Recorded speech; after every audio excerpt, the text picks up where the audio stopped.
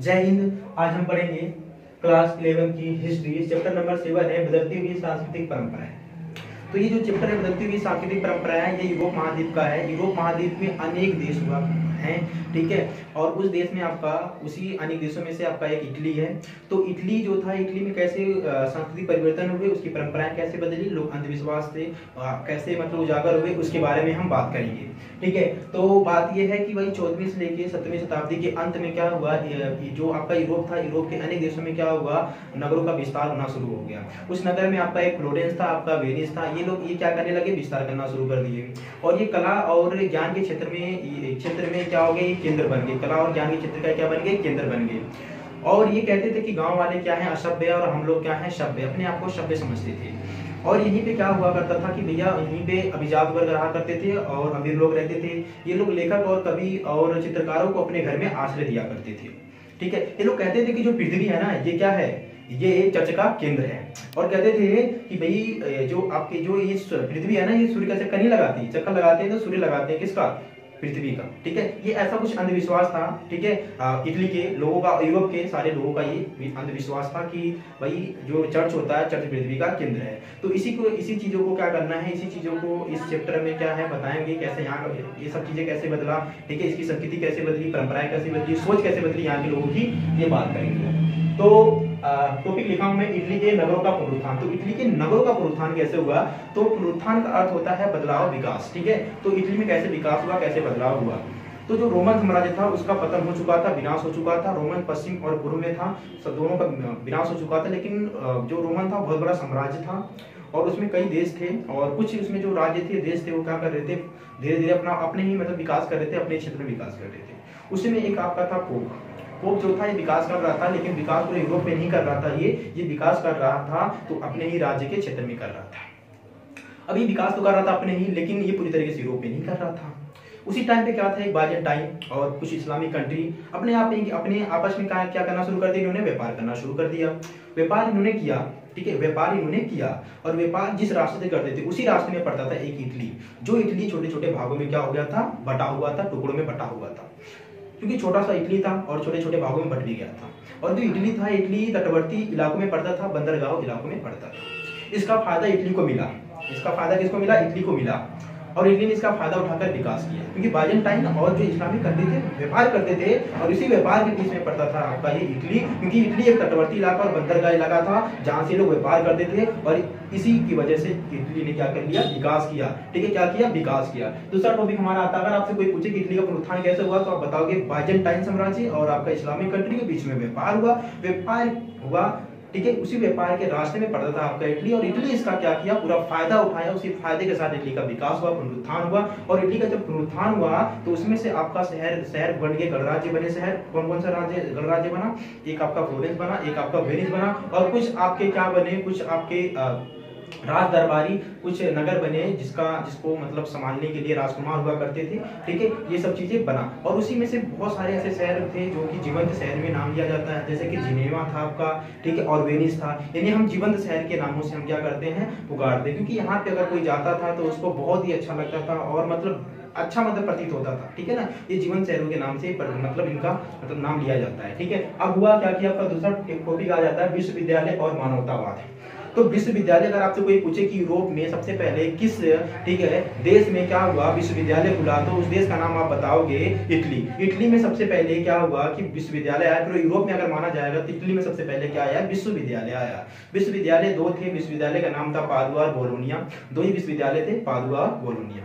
तो पादुआ और बोलोनिया क्या थे, ये विश्वविद्यालय थे, और यहाँ पे कानून की पढ़ाई की जा रही थी। कानून की पढ़ाई इसलिए की जा रही थी क्योंकि भाई जो इटली था, बोलोनिया और पादुआ था, ठीक है, उसी के क्षेत्र में, क्योंकि पादुआ और बोलोनिया रहता इटली में पड़ता था, और इटली में बहुत ज्यादा विकास हुआ और व्यापार हुआ। तो आपको पता है कि जहाँ पे व्यापार होता है, जहाँ पे व्यापार होता है वहाँ पे लड़ाई झगड़े होते रहते हैं, ठीक है।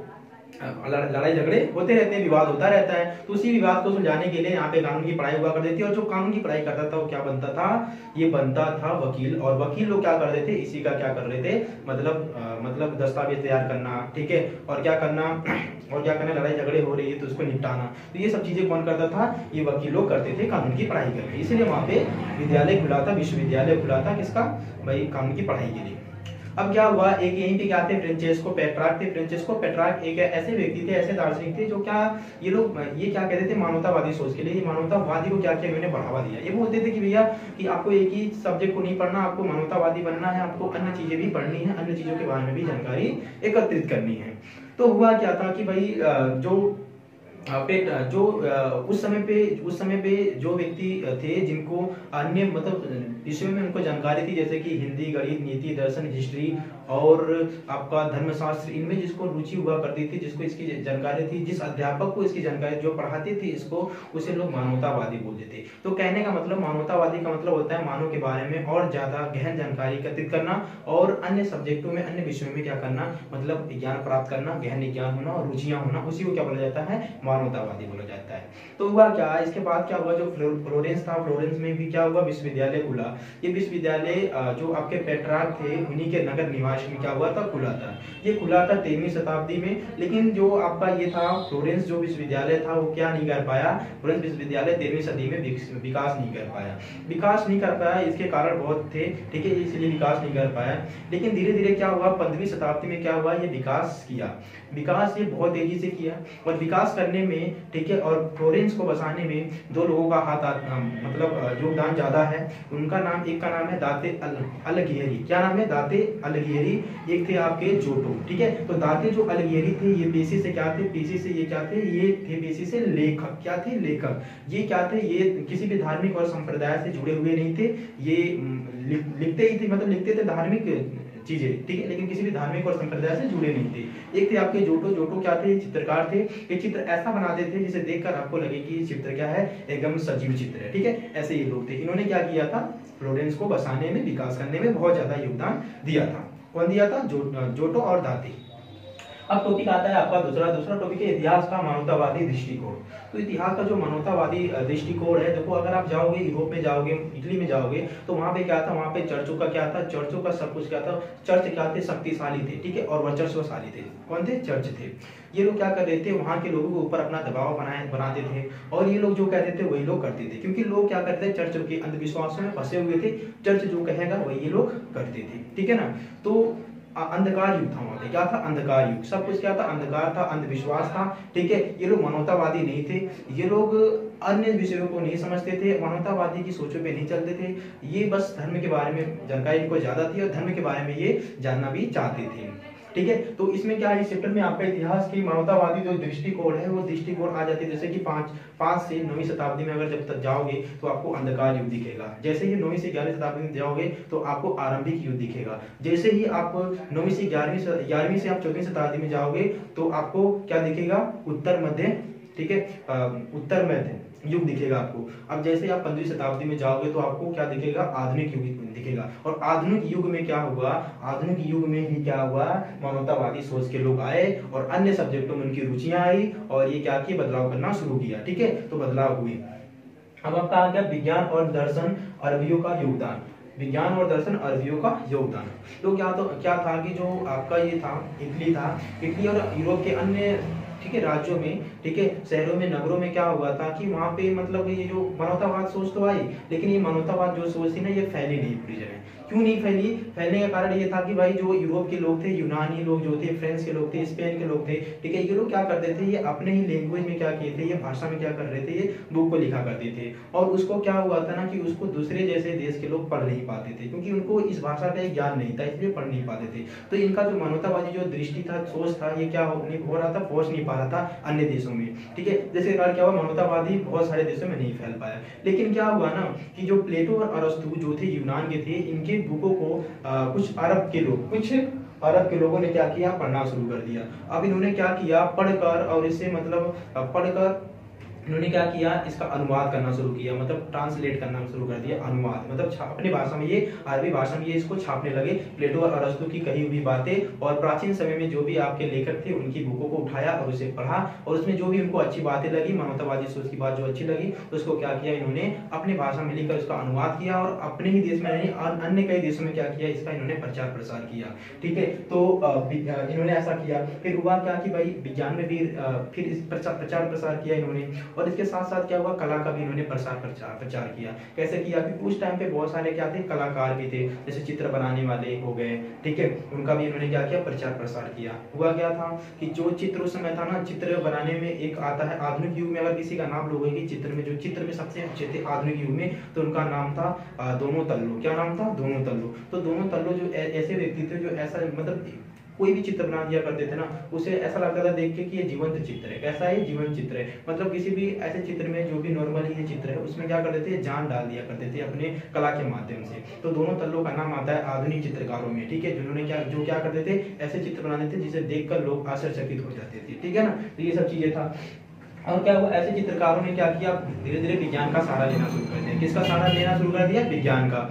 ये लोग क्या किए, ये लोग विज्ञान का सहारा लिए और विज्ञान की जो भी प्रयोगशालाएं होती थी, ठीक है, और विज्ञान की जो भी प्रयोगशालाएं हुआ करती थी, वहां पे गए और वहां पे जाकर उन्होंने क्या किया, नरकंकाल के जो भी मतलब नरकंकाल के उन्होंने क्या किया, चीरफाड़ करना शुरू कर दिया। तो नरकंकाल का अगर चीरफाड़ की बात आएगी, कौन किया, कैसे किया, तो इसमें एक आंड्रियस वेसेलियस थे। आंड्रियस वेसेलियस जो क्या किए, इन्होंने चीरफाड़ पहले किया नरकंकाल का। सबसे पहले आंड्रियस वेसेलियस ने क्या किया, चीरफाड़ किया नरकंकाल का, ठीक है।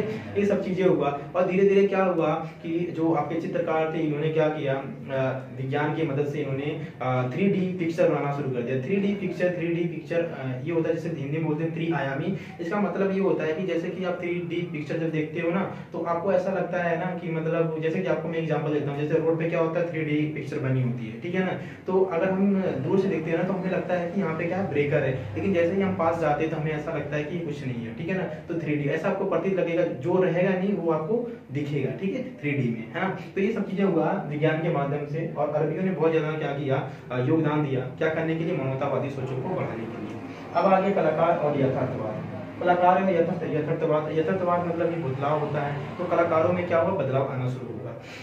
जैसे कि कलाकारों में वास्तुकला आई, इसमें चित्रकला भी आई, ठीक है। अब हुआ क्या कि जो आपकी मानवतावादी लोग, सोच वाले जो लोग थे, बोले कि एजुकेशन ये सब कुछ नहीं है, एजुकेशन के अलावा भी हमें क्या करना है, हमें और भी बहुत सारी, ठीक है, स्किल सीखनी है। तो उन्होंने बोला कि कला के क्षेत्र में ये लोग गए और कला के क्षेत्र में उन्होंने क्या किया, कला के क्षेत्र में ये लोग, जैसे कि पहले क्या होता था कि पहले बस चित्र बना दिया जाता था, उस पर रंग वंग नहीं हुआ करता था, ठीक है, पेंट वगैरह नहीं हुआ करता था। लेकिन धीरे धीरे क्या हुआ, ये लोग क्या करना शुरू कर दिए, पेंट भी लगाना शुरू कर दिए, रंग भी लगाना शुरू कर दिए, उतारी करनी शुरू कर दी और लोगों को पसंद आया ये सब चीजें। और पसंद होने के कारण क्या हुआ, ये फैला और कलाकार जो थे, चित्रकार थे, इन्होंने क्या किया, अपने पूर्वज जो प्राचीन टाइम के जो भी कलाकार थे, इनसे इन्होंने सीखा और सीखते सीखते उन्होंने क्या किया, कलाकार और यथार्थवाद की सोच को भी बदल डाला और ये सब चीजें था। अब हम क्या करेंगे, इस चैप्टर को सेकंड पार्ट में पढ़ेंगे, ठीक है। ये आपका